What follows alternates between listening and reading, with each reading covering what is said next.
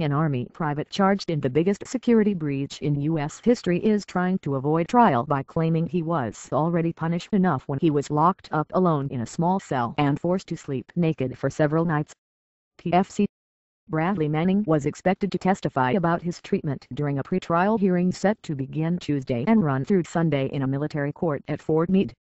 His lawyers contend Manning was illegally punished by being locked up alone in a small cell for nearly 9 months at the Marine Corps brig in Quantico, VA, and having to sleep naked for several nights. Military judges can dismiss all charges if pretrial punishment is particularly egregious, but that rarely happens.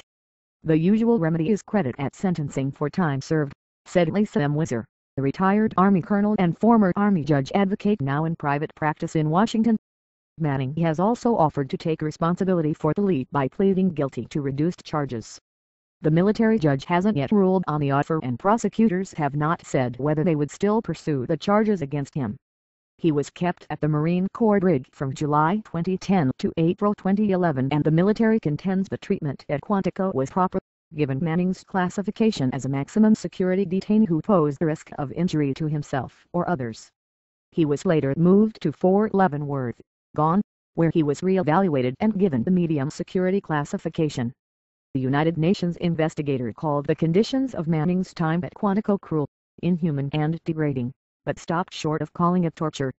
The 24-year-old native of Crescent, Auckland, faces possible life imprisonment if convicted of aiding the enemy, the most serious of the 22 charges.